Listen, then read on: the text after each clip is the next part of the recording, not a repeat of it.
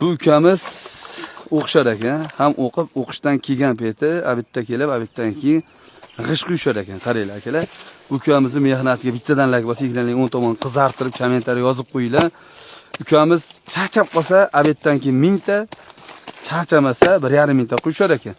Nech puldan qo'yaman dedingiz bitta g'ishni? 150 so'm aka. 150 so'mdan shu tashab berish 150 so'm, ha? Buning ichida taklab berish, lo'q qilish yo'q. To'g'rimi? Yo'q. Faqat shu. Mashina ham yo'q. Ha. Mashina kulashi alohida. Akalar, bitta kommentariy, bitta fikrlaringizni so'rayman. Bu qo'lda qo'yilgan g'ish bilan apparatda qo'yilgan g'ishda nima farqi bor? Kommentariyaga yozinglar akalar. Ko'pchilikning fikri muhim. Kimgadir nari apparatda qo'yilgan g'ish yoqsa, kimdir bunaqa qo'lda qo'yilgan g'ishni oqtarib yurganlar ko'p. Xo'p. Sardor bey bir oyda akalar 5 million 6 million topar ekan abitdan keyin ishlab.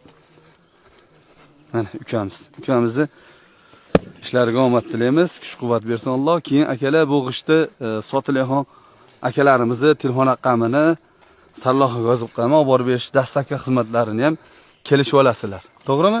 Ha, shunaqa. Xo'p. Akalar g'ish bir dona g'ish mana shu yerda 470 so'm ekan. Kelishgan xonasi dastlabkilari bor ekan. Ha, bor. Sardor bey salomat bo'ling. Alloh kuch-quvvat bersin. Yaxshi kunda o'shaylik. Zo'r bola ekan shu bola. Bor akalar. Kommentariy yozinglar. Halol mehnat kishnimi yetmaydi. Salomat bo'ling.